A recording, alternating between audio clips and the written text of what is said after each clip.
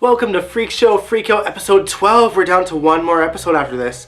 This episode was called Showstoppers, and I just have to say that yes, it was campy, but I absolutely love camp. It's like my guilty pleasure. So the opening scene where they're eating and being festive and welcoming Chester as the new owner of the tent, it was great, and I was a little bit confused at first because I saw Stanley there, and I was like, oh, Desiree's there, she knows what he did, and I was like, oh, maybe this is the confrontation, but clearly, we learned that they already knew. This was to be the last moments of Stanley's life, or so we thought. Amazon Eve spins the tale of the movie where the con man visits the freak show tent and they find out that he is a con and they all chase after him with a knife. And then obviously that movie becomes a reality, and it's this whole hella campy scene where the thunder and lightning's going, it's raining, and they're all chasing him down, and he's surrounded and he can barely walk, and they finally corner him and cut to the opening sequence of the show. So we don't really learn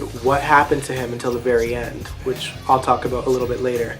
Anyway, things seem to be going well for Chester and the twins. They're hooking up, and he actually decides to put the doll on the floor so that the doll isn't watching them have sex, which was weird but cool, I guess. I don't know.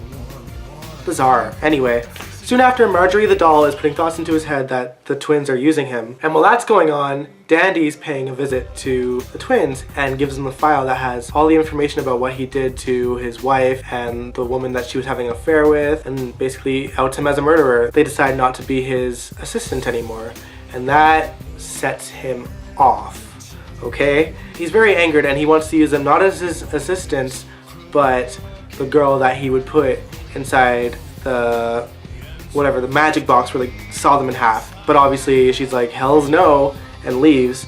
So Maggie offers to do it. Big mistake, Maggie. While she did technically redeem herself and come clean about her role in what Stanley was doing to the tent, she kind of had it coming because she went along with it for a long time. So sorry, I won't miss you for the one more episode that you won't be in.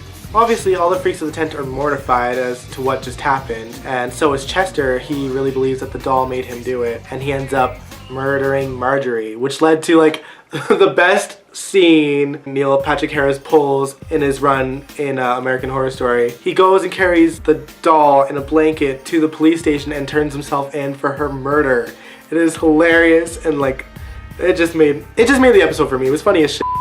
Winding it back a little bit, Jimmy, who is in hiding at the moment, is informed that his dad was shot and killed. Elsa informs Jimmy about what he did, his role in Ma Petite's death. She didn't straight up admit that she was the one that killed him, but she didn't really have to. I mean, he knows the rules of the tent. If they kill their own, he's killed. One thing Elsa didn't count on, though, was that Stanley managed to reveal that she was the one that killed Ethel. It wasn't suicide. While it didn't matter to them at the time that they were going after him, they kept it in mind and they decided to plot to kill her. Bet and Dot are aware of this and they decide to warn her since she did technically save them from being killed by Stanley in the first place. An eye for an eye, as it were. She goes on the run with the help of Dandy, of all people. Dandy gives her a ton of money not only to start her life elsewhere, but to pay to own the freak show tent. Which means obviously the finale is going to be crazy. Dandy takes it all in, he goes into the tent, breathes his fresh air, and then he hears a little sound in the corner of the stage, and he goes and discovers a very, very different looking Stanley. They basically modified him to look like a tiny little chicken in a cage, basically. As campy as this episode was, there was one scene that was really touching. Before Elsa left, she managed to get the doctor that helped her out back in the day to help Jimmy have prosthetic hands for himself so that he can start his new life. And obviously the doctor's intentions were to make normal looking hands for him, but he decides to accept himself for who he is and get prosthetic claw hands just like the ones he used to have, which I thought was just like the sweetest thing. I give this episode 4 scary clown heads out of 5. It was great and I'm excited, but also kind of sad that next week is the season finale of Freak Show. I've enjoyed the season so far and I'm dying to see the finale. So I will see you guys next week for the very last Freak Show Freakout and the finale of American Horror Story Freak Show. Peace out.